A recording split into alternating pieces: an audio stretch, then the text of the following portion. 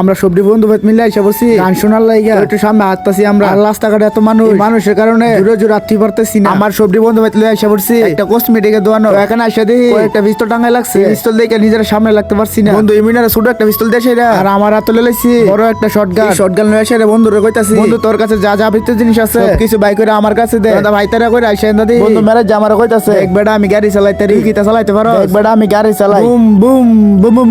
বন্ধু ম্যানেজার বলে 12 ঘন্টা গাড়ি চালায় বলে লাগিয়ে গেছে আর কোন আইসা বসে খাইতো বন্ধু ইমিনা দেই মে ভারতাছে এমনি আইতাছে আর মামার সস্টারে শেষ করে লাইতাছে। আরে বন্ধু কমে আসতা আমার সস্টারে শেষ করে লাইবি নি তোরা, যে কথা আছে না বাঙালি বাংলা পাইলে আগা তো সারে না, যে মামার সস্টা পাইছে মাংনা যে দিক ছোট ভাই আবার কইতাছে ভাই আমি আপনার ভিডিও দেই, ছোট ভাই আমারে কইতাছে ভাই আপনি আইবে, আমি আবার ছোট ভাইরে কইতাছি আমার কাছে কোনো টাকা নাই, আমার মুখ থেকে এই কথা হইনা সেরা ওর কাছ থেকে নিয়ে সেরা আমার খাওয়াই দিছে আর অতক্ষণ ধরে আমার বন্ধু ডি আইতাছে একবার আমার খাওয়াই দিছে না। আর এদিক আমার এক বড় গা কইতাছে চা খাইবি নি বাতি যা তুই, আমি কইতাছি না গা তুমি খাও। আজকের জন্য ভিডিওটা এতটুকু, সবাইকে জানা আল্লাহ হাফেজ।